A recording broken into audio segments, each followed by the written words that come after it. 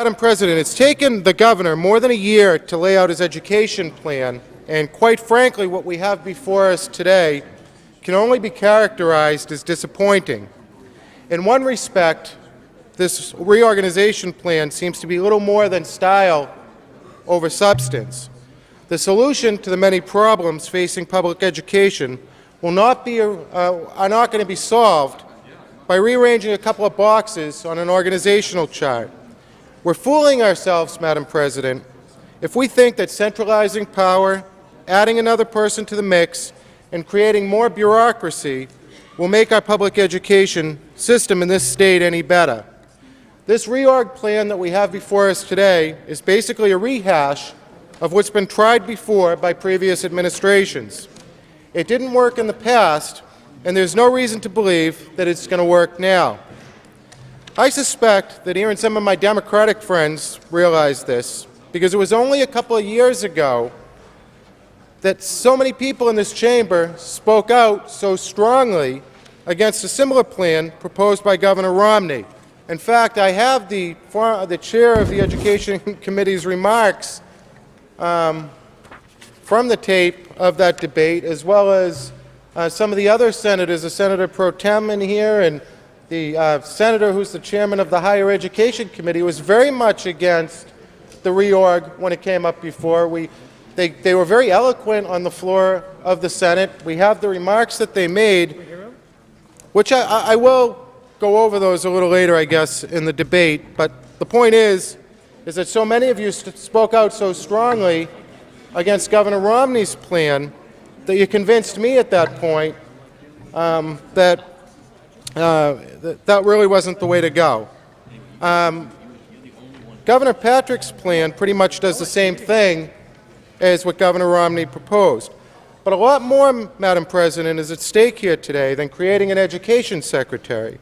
Rather, we have a bill before us today that will begin the process of dismantling the landmark Education Reform Act.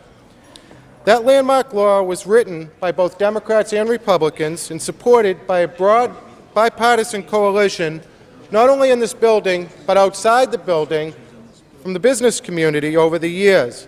And despite what anybody might say about it, I think anybody who looks at the bill objectively would say that the Education Reform Act has done nothing in this state but make our public education system better. It's clearly produced results. Our students are at the highest levels of achievement when tested against their counterparts in other states than any other state in the country. There's no question, Madam President, that the reorg before us today for consideration will begin the process of stacking the Board of Education with representatives of special interest who want to turn back the clock and reverse all of the good work that we've strived so hard to achieve over the past 15 years. And let's be honest about what they're after. They're after standardized testing. They don't want the MCAS. They're after charter schools. They don't want any more charter school licenses given out. They're after our teacher testing laws in the state, and they're after all the different parts of the bill that require accountability and ensure that the billions of dollars that are being pumped into education reform are being spent wisely for the taxpayers of the state. Madam President, given the governor's first appointment to the Board of Education, alarm bells should be going off in this chamber and throughout this building. His first appointment, Madam President, to the Board of Education was the founder of the Alliance for the Education of the Whole Child, which, if you're talking about transparency, would be more honestly named the Committee to Abolish the MCAS. The governor's appointment did more than just raise a few eyebrows, Madam President. The message was loud and clear. He could not have picked a more strident and a more polarizing figure to serve on the Board of Education. Even Tom Birmingham, our former Senate President, who was the author, one of the prime authors of the Education Reform Act, called the governor's actions, this governor's appointment, troubling. And he raised a number of issues about what it will do for the future of the Education Reform Act. Now, today, the governor is asking us to allow him to stack the board with even more reactionaries who are committed to seeing the most important parts of the Education Reform Act picked apart, piece by piece, over the next few years. Has anyone realized in this chamber that under this reorg plan that the Board of Education will no longer be independent? Since 1837, this board, the oldest in the nation, has been able to do its business with a degree of separation from politics that it's enabled it to be successful. No more under this reorg plan. Horace Mann is probably rolling over in his grave right now, knowing what's happening to the board and the fact that the independence of this board is being taken away. The governor promised us all that he was going to put out his new education formula. We haven't seen anything yet. We should be giving principals the power to hire and fire teachers. We should be offering financial rewards to our best teachers who are working in our urban schools. We should be raising the passing score on the MCAS.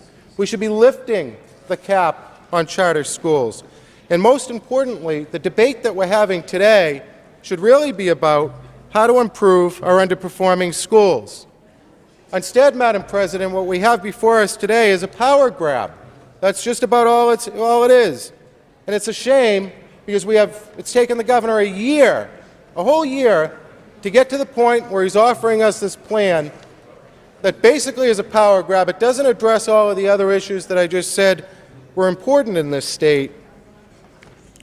And instead, the governor's turned around and he's just pushed it all aside and he said, you know what, I'm going to set up a readiness commission.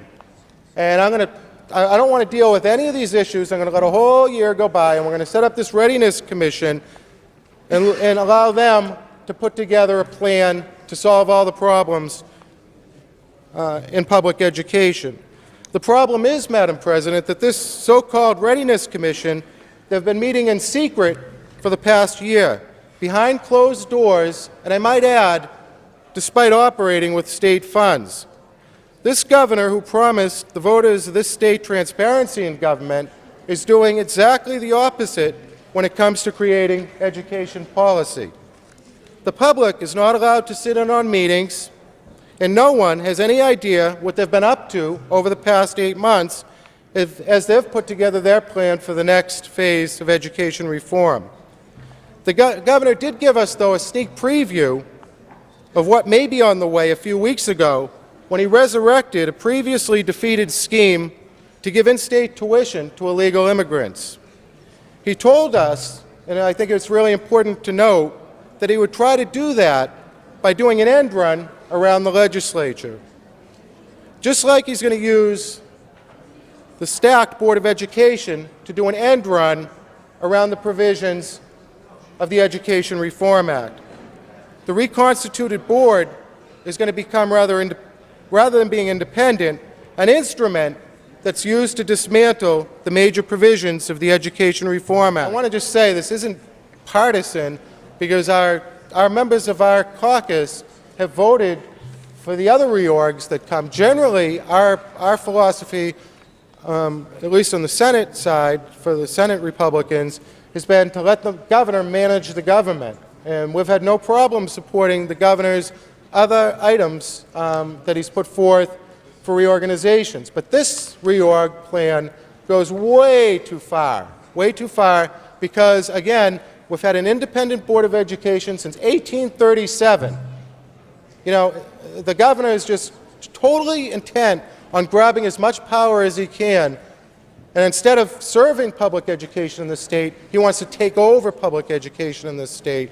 Him and his group of cronies who have been against every single aspect of the education reform bill that's worked over the last 15 years. So please be very careful when you vote for this, and if you could consider voting against this reorganization plan, I think it would be to everybody's benefit in this state.